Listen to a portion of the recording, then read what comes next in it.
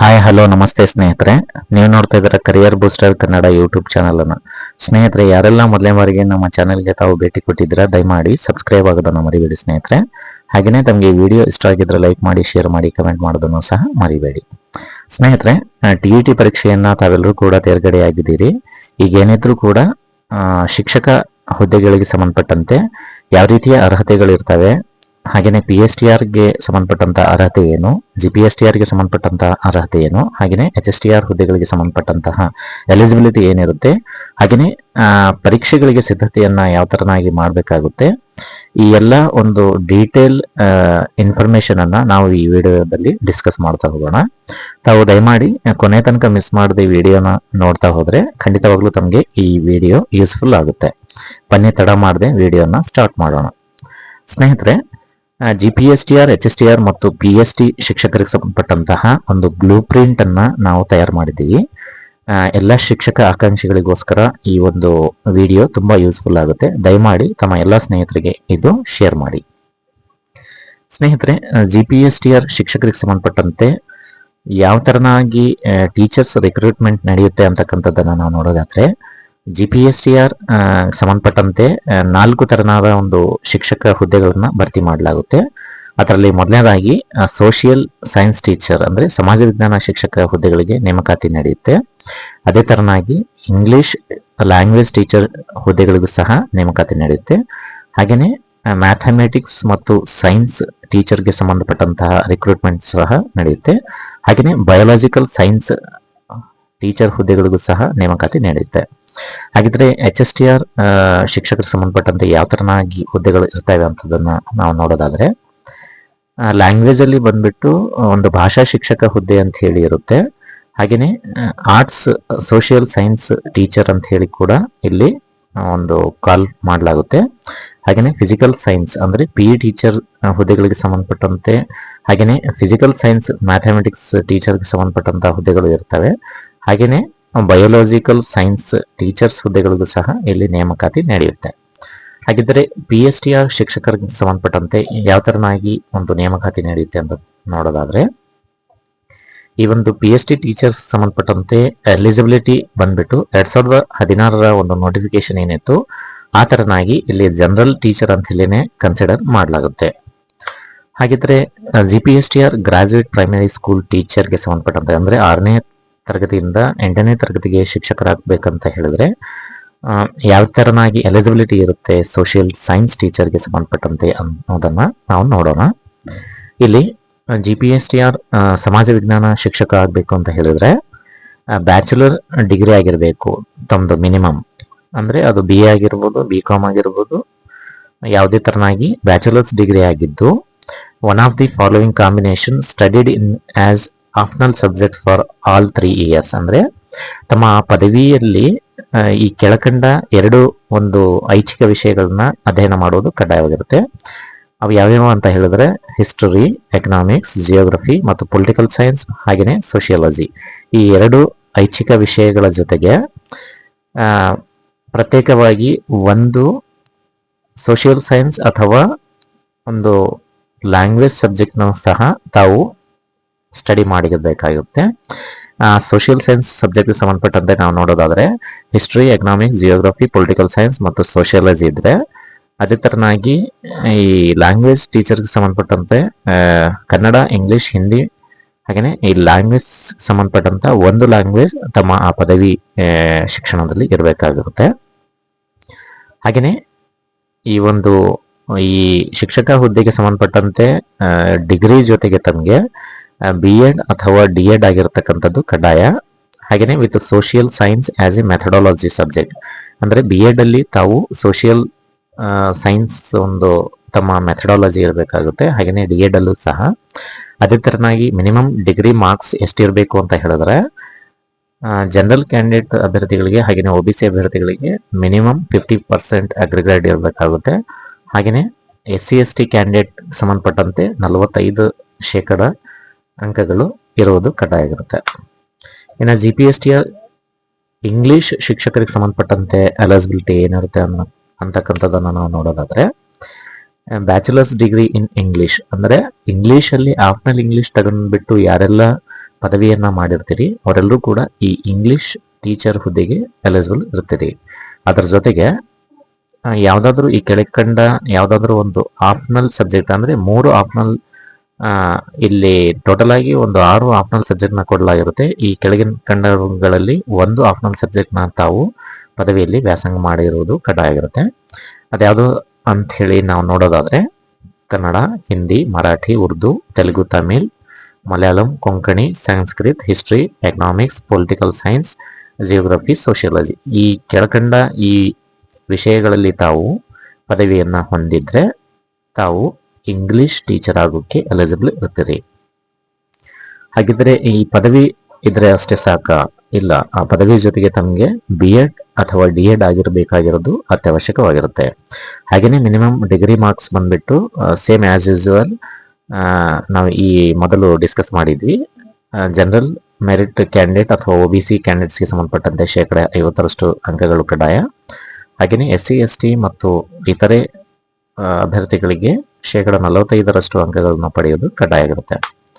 ಹಾಗಿದ್ರೆ ಮ್ಯಾಥಮೆಟಿಕ್ಸ್ ಮತ್ತು science ಟೀಚರ್ಗೆ eligibility ಏನಿರುತ್ತೆ ಅಂತದನ್ನು ನಾವು ನೋಡೋದಾದ್ರೆ, ಯಾರೆಲ್ಲ ವಿಜ್ಞಾನ ಶಿಕ್ಷಕರಾಗಬೇಕು ಅಂತ ಹೇಳಿ ತಾವು ಬಯಸ್ತಾ ಇದ್ರಿ ಅವರೆಲ್ಲರೂ ಕೂಡ BSc ಆಗಿರಬೇಕು. BScಯಲ್ಲಿ ತಮ್ಮದು ಪದವಿ ಆಗಿರಬೇಕು. ಹಾಗೆಯೇ ಆ ಪದವಿ ಜೊತೆಗೆ ಫಿಸಿಕ್ಸ್ ಮತ್ತು ಮ್ಯಾಥಮೆಟಿಕ್ಸ್ ಒಂದು ತಮ್ಮ ಐಚ್ಛಿಕ ವಿಷಯವಾಗಿದ್ದು, ಅದರ ಜೊತೆಗೆ ತಮಗೆ ಈ ಕೆಳಕಂಡ ಕೆಮಿಸ್ಟ್ರಿ, ಕಂಪ್ಯೂಟರ್ ಸೈನ್ಸ್, ಎಲೆಕ್ಟ್ರಾನಿಕ್ಸ್ ಮತ್ತು ಸ್ಟ್ಯಾಟಿಸ್ಟಿಕ್ಸ್, ಜಿಯೋಗ್ರಫಿ ಈ ಒಂದು ಕೋರ್ ಸಬ್ಜೆಕ್ಟ್ನ ತಾವು ಆ ಒಂದು ಡಿಗ್ರಿಯಲ್ಲಿ ಇರಬೇಕು. ಹಾಗೆಯೇ BE ಗ್ರಾಜುಯೇಟ್ಸ್ ಇರ್ತಕ್ಕಂತಹ ಕ್ಯಾಂಡಿಡೇಟ್ಸ್ ಏನಾದರೂ ಅಪ್ಲೈ ಮಾಡಬೇಕು ಅಂತ ಹೇಳಿದ್ರೆ ತಮಗೆ ಮ್ಯಾಥಮೆಟಿಕ್ಸ್ ಒಂದು ಫಸ್ಟ್ ಮತ್ತು ಥರ್ಡ್ ಫೋರ್ತ್ ಸೆಮಿಸ್ಟರಲ್ಲಿ ಮ್ಯಾಥಮೆಟಿಕ್ಸ್ನ ಕಡ್ಡಾಯವಾಗಿ ತಾವು ವ್ಯಾಸಂಗ ಮಾಡಿರಬೇಕು. ಹಾಗೆಯೇ ರಿಮೈನಿಂಗ್ ಒಂದು ಸೆಮಿಸ್ಟರ್ಗಳಲ್ಲಿ ಅಪ್ಲೈಡ್ ಮ್ಯಾಥಮೆಟಿಕ್ಸ್ ಕೂಡ ತಮ್ಮಲ್ಲಿ ಇರುವುದು ಕಡ್ಡಾಯ ಆಗಿರುತ್ತೆ. ಹಾಗೆಯೇ BEd ಇದಕ್ಕೂ ಕೂಡ ಕಡ್ಡಾಯ, BEd ಅಥವಾ D.Ed. ಹಾಗಿದ್ರೆ ಬಯಾಲಜಿಕಲ್ ಸೈನ್ಸ್ ಟೀಚರ್ಗೆ ವಿದ್ಯಾರ್ಥಿ ಯಾವ ತರನಾಗಿರುತ್ತೆ ಅಂತ ಹೇಳಿದ್ರೆ BSc ಆಗಿದ್ದು BSc ಕೆಮಿಸ್ಟ್ರಿ ಇರಬೇಕಾಗುತ್ತೆ. ಮ್ಯಾಂಡೇಟರಿ ಕೋರ್ ಸಬ್ಜೆಕ್ಟ್ ಬಂದ್ಬಿಟ್ಟು ಯಾರೆಲ್ಲ ಬಯಾಲಜಿಕಲ್ ಸೈನ್ಸ್ ಟೀಚರ್ ಆಗಬೇಕು ಅಂತ ಹೇಳಿ ಇರ್ತೀರಿ ಅವರಿಗೆ ಕೆಮಿಸ್ಟ್ರಿಯಲ್ಲಿ BSc ಆಗಿದ್ದು, ಅದರ ಜೊತೆಗೆ ಈ ಕೆಳಕಂಡ 2 ಆಪ್ಷನಲ್ ಸಬ್ಜೆಕ್ಟ್ ಆ ಒಂದು ಪದವಿಯಲ್ಲಿ ಇರೋದು ಕಡ್ಡಾಯ. ಯಾವ್ದಾದ್ರು ಅಂತ ಹೇಳಿದ್ರೆ botany, geology, sericulture, environmental science ಮತ್ತು ಜೆನೆಟಿಕ್ಸ್, ಬಯೋಟೆಕ್ನಾಲಜಿ ಮತ್ತು ಮೈಕ್ರೋಬಯಾಲಜಿ. ಹಾಗೆಯೇ ಇವರಿಗೂ ಕೂಡ BEd ಅಥವಾ D.Ed ಅದು ಕೂಡ ಕೆಮಿಸ್ಟ್ರಿಯಲ್ಲಿ ಅವರು ಮೆಥಡಾಲಜಿಯನ್ನು ತೆಗೆದುಕೊಂಡಿದ್ರೆ ಮಾತ್ರ ಇಲ್ಲಿ ಎಲಿಜಿಬಲ್ ಇರ್ತಾರೆ. ಆಯಿತು. ಹಾಗಿದ್ರೆ HSTRಗೆ ಸಂಬಂಧಪಟ್ಟಂತ ಒಂದು ಸೆಲೆಕ್ಷನ್ ಪ್ರೊಸೀಜರ್ ಅಥವಾ ಎಲಿಜಿಬಿಲಿಟಿ ಯಾವ ತರನಾಗಿರುತ್ತೆ ಅಂತಕ್ಕಂಥದ್ದನ್ನು ನಾವು ನೋಡೋದಾದ್ರೆ, HSTRಗೆ ಸಂಬಂಧಪಟ್ಟಂತೆ ಅದರಲ್ಲೂ ವಿಶೇಷವಾಗಿ ಲ್ಯಾಂಗ್ವೇಜ್ ಟೀಚರ್ ಅಂದ್ರೆ ಕನ್ನಡ, ಇಂಗ್ಲಿಷ್, ಹಿಂದಿ, ಉರ್ದು ಅಥವಾ ಇತರೆ ಭಾಷಾ ಶಿಕ್ಷಕರಾಗಬೇಕು ಅಂತ ಹೇಳಿದ್ರೆ ಏನು ರಿಕ್ವೈರ್ಮೆಂಟ್ ಇದೆ ಅಂತಕ್ಕಂಥದ್ದನ್ನು ನಾವು ನೋಡೋದಾದ್ರೆ, ಬ್ಯಾಚುಲರ್ಸ್ ಡಿಗ್ರಿಯನ್ನ ತಾವು ಪಡೆದಿರಬೇಕು. ಆ ಯಾವ ಶಿಕ್ಷಕ ಹುದ್ದೆಗಳಿಗೆ ತಾವು ಅರ್ಜಿಯನ್ನ ಸಲ್ಲಿಸಬೇಕು ಅಂತ ಹೇಳಿ ತಾವು ಇರ್ತೀರಿ, ಯಾವ ವಿಷಯಕ್ಕೆ ಆ ಭಾಷೆಗೆ ಸಂಬಂಧಪಟ್ಟಂತೆ ತಾವು ಪದವಿಯನ್ನ ಹೊಂದಿದ್ದು, ಅದರ ಜೊತೆಗೆ ಅಥವಾ ತಾವು ಒಂದು ಮಾಸ್ಟರ್ ಡಿಗ್ರಿಯನ್ನು ಸಹ ಹೊಂದಿದ್ರೆ ಅದು ಮ್ಯಾಂಡೇಟರಿ ಅಲ್ಲ, ಆಪ್ಷನಲ್ ಇರುತ್ತೆ. ಹಾಗಿದ್ರೆ ಪದವಿ ಆದ್ರೆ ಅಷ್ಟೇ ಆಯ್ತಾ? ಇಲ್ಲ, ಆ ಪದವಿ ಜೊತೆಗೆ ತಾವು BEd ಅನ್ನು ಹೊಂದಿರುವುದು ಕಡ್ಡಾಯ. ಹಾಗೆಯೇ ಆ BEd ಕೂಡ ತಾವು ಪದವಿಯಲ್ಲಿ ಯಾವ ಸಬ್ಜೆಕ್ಟ್ ಅಲ್ಲಿ ಲ್ಯಾಂಗ್ವೇಜ್ ಅಲ್ಲಿ ತಾವು ಪದವಿಯನ್ನು ಹೊಂದಿರ್ತೀರಿ ಅದೇ ಒಂದು ಪದವಿಯ ವಿಷಯದಲ್ಲಿ ಅಥವಾ ಆ ಭಾಷಾ ವಿಷಯದಲ್ಲಿ ತಾವು BEd ಮೆಥಡಾಲಜಿ ಮಾಡಿರ್ಬೇಕಾಗಿರೋದು ಕೂಡ ಕಡ್ಡಾಯ ಆಗಿರುತ್ತೆ ಸ್ನೇಹಿತರೆ. ಹಾಗಿದ್ರೆ ಒಂದು ಎಕ್ಸಾಂಪಲ್ ಕ್ಲಾರಿಫಿಕೇಶನ್ ಕೊಡೋದಾದ್ರೆ, MA in English with a BEd in Kannada Social Science Methodology does not make you eligible for the English HSTR post. ಅಂದ್ರೆ ಇಫ್ ಸಪೋಸ್ ಯಾರಾದರೂ BA ಯಲ್ಲಿ ತಾವು ಕನ್ನಡವನ್ನ ವಿದ್ಯಾಭ್ಯಾಸ ಮಾಡಿ ನಂತರ BEd ಅಲ್ಲಿ ತಾವು ಏನಾದರೂ ಸೋಷಿಯಲ್ ಸೈನ್ಸ್ ಅನ್ನ ಸ್ಟಡಿ ಮಾಡಿದ್ರೆ ತಾವು ಎಲಿಜಿಬಲ್ ಆಗಲ್ಲ. BA ಯಲ್ಲಿ ಕನ್ನಡವನ್ನ ಅಧ್ಯಯನ ಮಾಡಿ ತಾವು ಈ BEd ಅಲ್ಲಿ ಕೂಡ ಕನ್ನಡವನ್ನ ತಾವು ಮೆಥಡಾಲಜಿಯಾಗಿ ತೆಗೆದುಕೊಂಡು ಅಥವಾ ಸೋಷಿಯಲ್ ಸೈನ್ಸ್ ಮೂಲಕ ಹೋದ್ರೆ ಖಂಡಿತವಾಗ್ಲೂ ತಾವು ಎಲಿಜಿಬಲ್ ಇರ್ತೀರಿ. ಹಾಗಿದ್ರೆ HSTRಗೆ ಸಂಬಂಧಪಟ್ಟಂತೆ ಸೋಷಿಯಲ್ ಸೈನ್ಸ್ ಟೀಚರ್ಗೆ ಎಲಿಜಿಬಿಲಿಟಿ ಏನಿರುತ್ತೆ ಅಂತಕ್ಕಂಥದ್ದನ್ನು ನೋಡೋದಾದ್ರೆ, ಬ್ಯಾಚುಲರ್ ಡಿಗ್ರಿ ಜೊತೆಗೆ ತಾವು ಈ ಕೆಳಕಂಡ 2 ಆಪ್ಷನಲ್ ಸಬ್ಜೆಕ್ಟ್ ಅನ್ನ ತಾವು ಸ್ಟಡಿ ಮಾಡಿರಬೇಕಾಗಿರುತ್ತೆ. ಅವು ಯಾವ್ಯಾವು ಅಂತ ಹೇಳಿದ್ರೆ history, economics, political science, geography, sociology. ಅದರ ಜೊತೆಗೆ ತಾವು BEd ಅನ್ನು ಹೊಂದಿರುವುದು ಕಡ್ಡಾಯ. ಹಾಗಿದ್ರೆ ಸೈನ್ಸ್ ಟೀಚರ್ಗೆ ಸಂಬಂಧಪಟ್ಟಂತೆ HSTR ಎಲಿಜಿಬಿಲಿಟಿ ಏನಿರುತ್ತೆ ಅಂತಕ್ಕಂಥದ್ದು ನೋಡೋದಾದ್ರೆ BSc ತಾವು ಮ್ಯಾಥಮೆಟಿಕ್ಸ್ ಅಥವಾ ಕೆಮಿಸ್ಟ್ರಿ ಮತ್ತು ಕಂಪ್ಯೂಟರ್ ಸೈನ್ಸ್ ಎಲೆಕ್ಟ್ರಾನಿಕ್ಸ್ ಅನ್ನ ತಾವು ಸ್ಟಡಿ ಮಾಡಿಬಿಟ್ಟು ಅದರ ಜೊತೆಗೆ B.Ed ಅನ್ನು ಹೊಂದಿರುವುದು ಕಡ್ಡಾಯ ಆಗಿರುತ್ತೆ.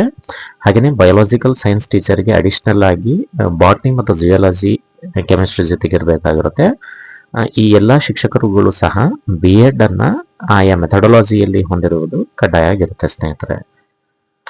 ಹಾಗಿದ್ರೆ PSTR ಅಂದ್ರೆ ಪ್ರೈಮರಿ ಸ್ಕೂಲ್ ಟೀಚರ್ ಅಂದ್ರೆ 1ರಿಂದ 5ನೇ ತರಗತಿಯ ಈ PSTR ಶಿಕ್ಷಕರಿಗೆ ಸಂಬಂಧಪಟ್ಟಂತ ಎಲಿಜಿಬಿಲಿಟಿ ಕ್ರೈಟೇರಿಯಾ ಏನಿರುತ್ತೆ ಅಂತಕ್ಕಂಥದ್ದು ನೋಡೋದಾದ್ರೆ PUC ಜೊತೆಗೆ ತಾವು D.Ed ಅನ್ನ ವಿದ್ಯಾಭ್ಯಾಸ ಮಾಡಿರೋದು ಕಡ್ಡಾಯ ಆಗಿರುತ್ತೆ. ಹಾಗಿದ್ರೆ 2016ರ ಒಂದು ನೇಮಕಾತಿಯಲ್ಲಿ ಏನೆಲ್ಲ ಒಂದು ಕ್ರೈಟೇರಿಯಾ ಇತ್ತು ಅಂತಕ್ಕಂಥದ್ದನ್ನು ನಾವು ನೋಡೋದಾದ್ರೆ ಈ ಒಂದು PSTR ಶಿಕ್ಷಕರಿಗೆ ಸಂಬಂಧಪಟ್ಟಂತೆ ಹುದ್ದೆಯ ಪದನಾಮ ಯಾವ ತರ ಇತ್ತು ಅಂತ ಹೇಳಿದ್ರೆ ಜನರಲ್ ಕನ್ನಡ ಟೀಚರ್ ಅಂತ ಹೇಳಿ ಕರಿತಾ ಇದ್ರು. ಅಂದ್ರೆ ಸಾಮಾನ್ಯ ಶಿಕ್ಷಕ ಅಂತ ಹೇಳಿ ಆ ಒಂದು ಹುದ್ದೆಗೆ ಕರಿತಾ ಇದ್ರು. ಈ ಹುದ್ದೆಗೆ PUCಯಲ್ಲಿ ಆರ್ಟ್ಸ್, ಸೈನ್ಸ್ ಮತ್ತು ಕಾಮರ್ಸ್ ಅನ್ನ ಹೊಂದಿರತಕ್ಕಂತಹ ಅಭ್ಯರ್ಥಿಗಳು ಸಹ ಅಪ್ಲೈ ಮಾಡಬಹುದು. ಅಂದ್ರೆ PUCಯಲ್ಲಿ ಆರ್ಟ್ಸ್, ಸೈನ್ಸ್ ಅಥವಾ commerce did not affect eligibility, ಅಂದ್ರೆ ತಾವು ಅರ್ಹತೆಯಾಗುವುದರಲ್ಲಿ ಇವ್ಯಾವು ಕೂಡ ತಡೆಯಾಗುವುದಿಲ್ಲ. ಹಾಗಾಗಿ ಯಾರೆಲ್ಲ ಆರ್ಟ್ಸ್, ಸೈನ್ಸ್ ಅಥವಾ ಕಾಮರ್ಸ್ ಅನ್ನ ಹೊಂದಿರ್ತೀರಿ ತಾವೆಲ್ಲರೂ ಕೂಡ ಈ ಒಂದು PSTR ಹುದ್ದೆಗೆ ಅಪ್ಲೈ ಮಾಡ್ಬೋದು. ಅದರ ಜೊತೆಗೆ B.Ed ಕ್ವಾಲಿಫಿಕೇಶನ್ 2025ರಲ್ಲಿ ಅದನ್ನ ಅಮಾನ್ಯ ಮಾಡಲಾಗಿರುತ್ತೆ PhD ಹುದ್ದೆಗಳಿಗೆ. ಹಾಗಾಗಿ D.Ed ಅನ್ನ ಯಾರೆಲ್ಲ PUC ಮೇಲೆ ಮಾಡಿರ್ತೀರಿ ಅವರೆಲ್ಲರೂ ಕೂಡ ಈ PSTR ಶಿಕ್ಷಕ ಹುದ್ದೆಗೆ ಕ್ವಾಲಿಫೈ ಆಗ್ತೀರಿ. ಅದರ ಜೊತೆಗೆ ತಾವು TET ಪರೀಕ್ಷೆಯನ್ನು ಸಹ ಕಡ್ಡಾಯವಾಗಿ ಎಲಿಜಿಬಲ್ ಆಗಿರಬೇಕು. ಹಾಗಿದ್ರೆ ಈ ಒಂದು HSTR ಹುದ್ದೆಗೆ TET ಆಗಿರಬೇಕು ಅಂತ ಹೇಳಿ ತುಂಬಾ ಅಭ್ಯರ್ಥಿಗಳಲ್ಲಿ ಗೊಂದಲ ಇದೆ.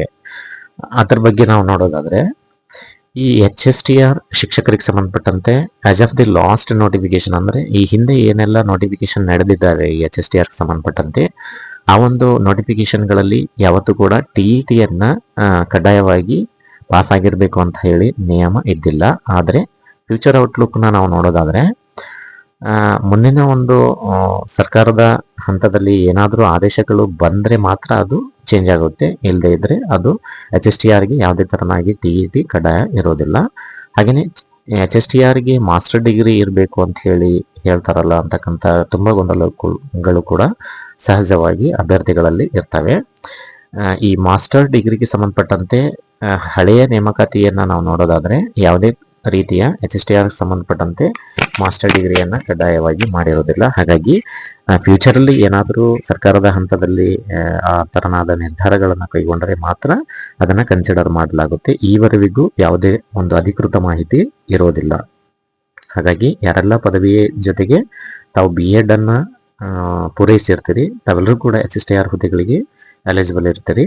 ಹಾಗೆಯೇ GPSTR ಮತ್ತು ಕನ್ನಡ ಲ್ಯಾಂಗ್ವೇಜ್ ಪೋಸ್ಟ್ಗೆ ಸಂಬಂಧಪಟ್ಟಂತ ಒಂದು ರೀಸೆಂಟ್ ಅಬ್ಸರ್ವೇಷನ್ ನೋಡೋದಾದ್ರೆ GPSTR recruitments have not included separate post for Kannada language teacher.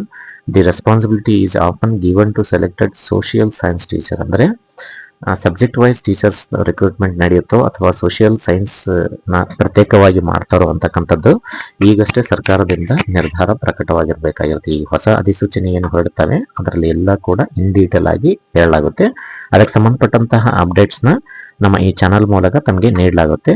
ಸ್ನೇಹಿತರೆ, ಈ ವಿಡಿಯೋ ತಮಗೆ ಇಷ್ಟ ಆಗಿದ್ರೆ ಲೈಕ್ ಮಾಡಿ, ಶೇರ್ ಮಾಡಿ, ಕಮೆಂಟ್ ಮಾಡೋದನ್ನು ಸಹ ಮರಿಬೇಡಿ. ಸಬ್ಸ್ಕ್ರೈಬ್ ಮಾಡೋದನ್ನು ಸಹ ಮರಿಬೇಡಿ. ಧನ್ಯವಾದಗಳು ಸ್ನೇಹಿತರೆ.